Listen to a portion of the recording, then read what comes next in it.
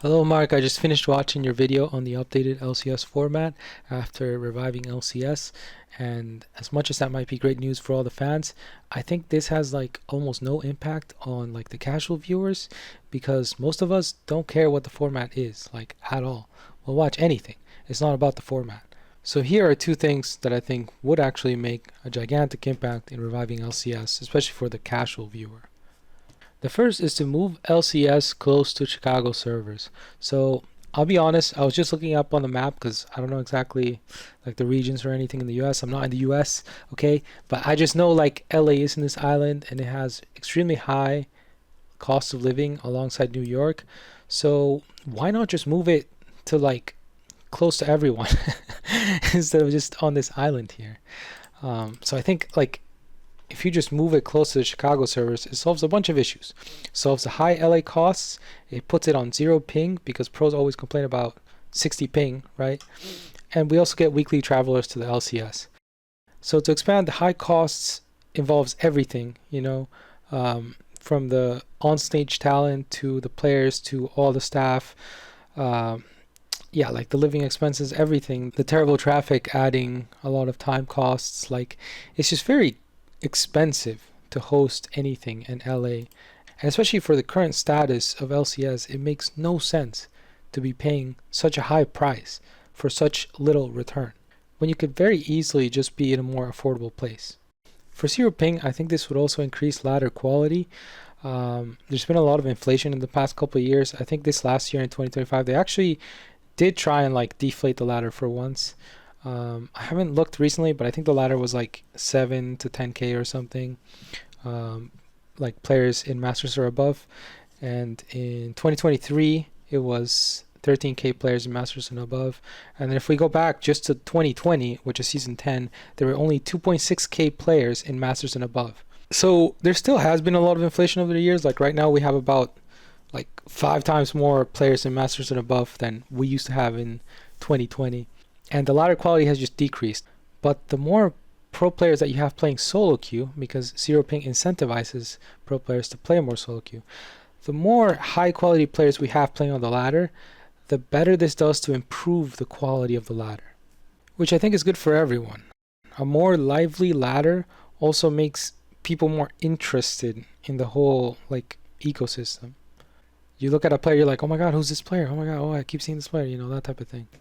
And the final thing, like I said, is weekly travels to LCS will boost LCS audience. So if you put it somewhere close to Chicago, like I said, I don't know where, I don't know what the location would be, but like, you give access to all these people to like make a road trip. I know it's like 10 hours or 13 hours, like from here to there, but it gets crazy. But like, just put it somewhere like where more people can have access to be like, okay, I'm gonna travel on the weekend, because you think about how many people are gonna make like the weekly travel to LA.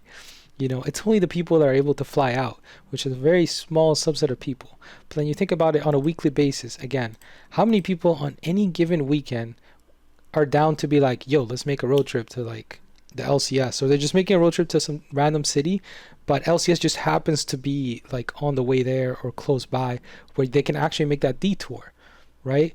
So on any given weekend, you give a bigger opportunity for more people to travel to the LCS.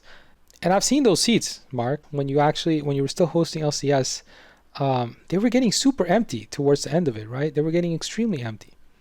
And I think moving LCS out of the island of LA and closer to everyone else would instantly boost your audience. There would be more people traveling more frequently. Okay, and the second point is, what if we just get rid of the league system entirely and instead just do tournament city, which would be like a bunch of tournaments happening all the time? Look at how beautiful this looks, Mark. This would be our LCS. It would be tournament city. Look at that. We have Yugi Battle City. We have all these tournaments going on. Naruto, the Battle Tournament of Power. I'll be honest, I didn't watch Yu Yu Hakusho, but I know of it, and I saw like a couple episodes, like flicking through the channels of TV when I was like 3 years old or something. But listen, Mark, this level of hype is only achieved with tournament arcs. It is so exciting to be like, oh my god, there's like a tournament. Oh fuck. Oh, there's this other tournament. Oh, obviously the smaller tournaments don't have that much hype, but there still are some storylines. In fact, the storylines for every tournament write themselves. And let's go back to the points. You have different tournaments of different sizes, and the smaller tournaments qualify you for the big tournaments.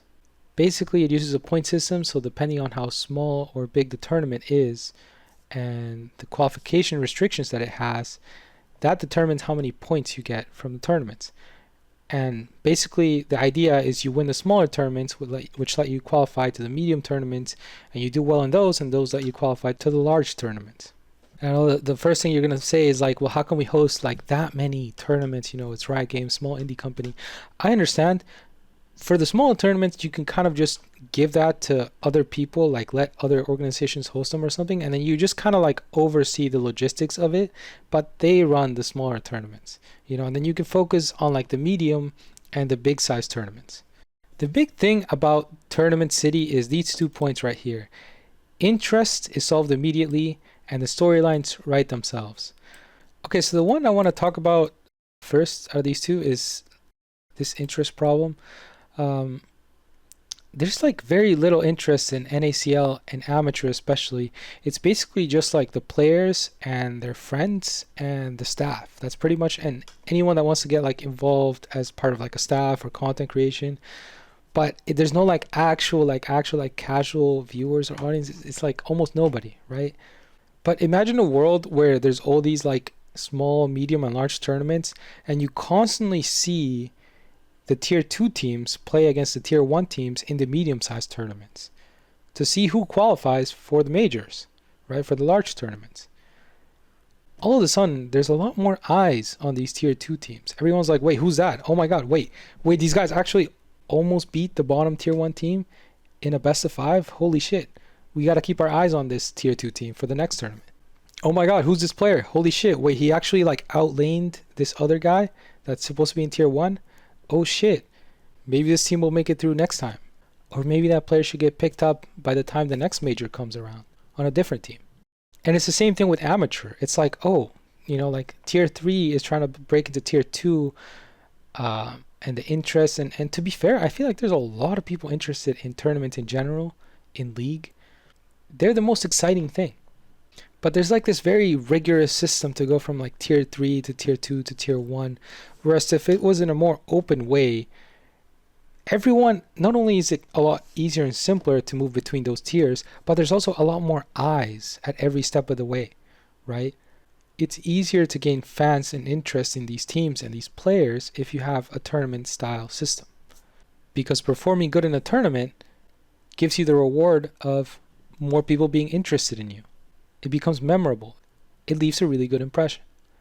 And last but not least, don't forget the SoloQ players. There are some SoloQ players that sometimes just want to run it, you know. Maybe remember when Near Airport was around, right? Imagine if we had Near Airport playing in one of these medium-sized tournaments and they happened to play against like one of the bottom like tier 1 teams or something. It would be a really highly watched match. I don't know if how one-sided it would be or not, but it would gain a lot of eyes, right? The ecosystem would gain a lot of interest.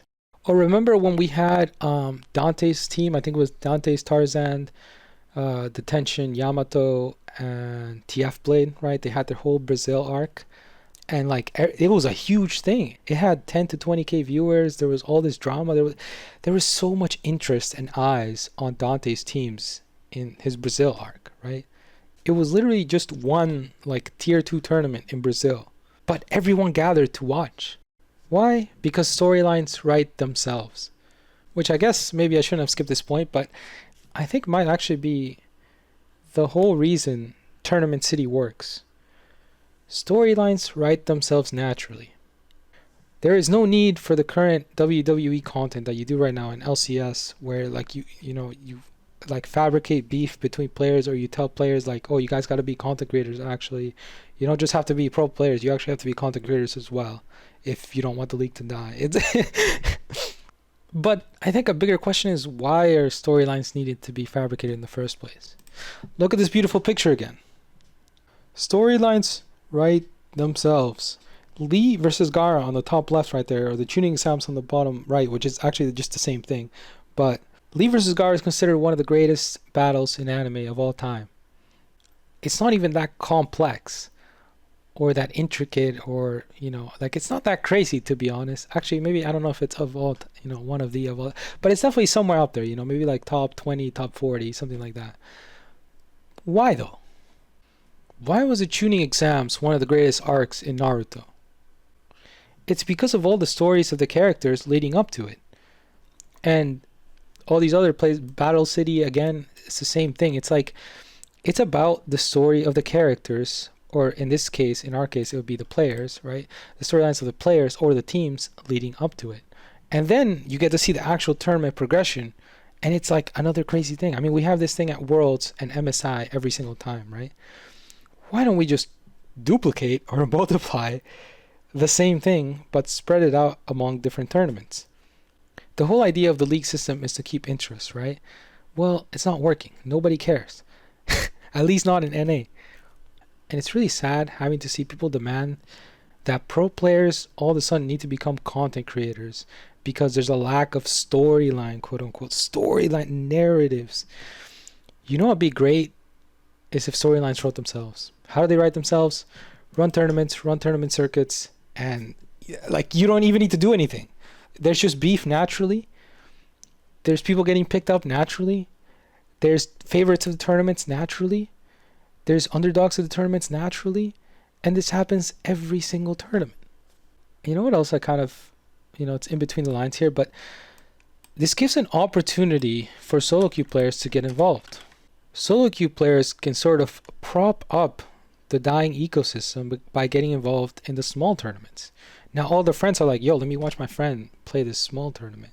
Holy shit, oh my god, oh yo, this is SoloQ player I saw. And all of a sudden the ecosystem grows.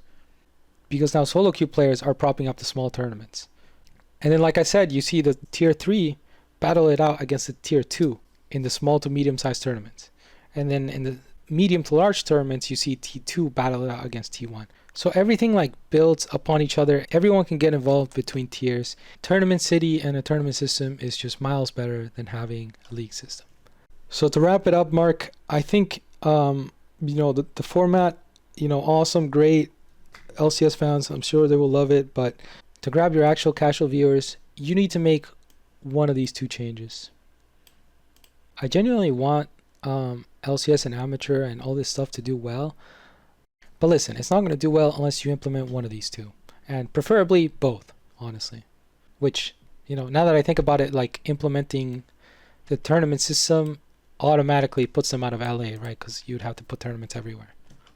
Another reason why this doesn't get implemented is probably because there's a lot of people at the top that are gatekeeping this from happening. The investors and all this stuff about like sponsors, finances, things that have absolutely nothing to do with like how good the league does, but it's just like an extra like add-on, right? Like, oh my god, I mean, I know money of course holds it all together, but I'm trying to say that making the system good naturally brings in the money. And we saw with franchising focusing the other way around, focusing just on the money first and then the quality of the league later, that clearly didn't work, right? So please, Mark, make it happen. We need to prioritize the quality of LCS first, and then the money will come after. And to everyone else that's watching, let me know your thoughts, and let's make this actually happen. If you do agree, or if you agree with some of these ideas, just keep voicing them to Riot Games, and I'm sure they'll eventually address them, and maybe they'll actually implement them. All right, peace.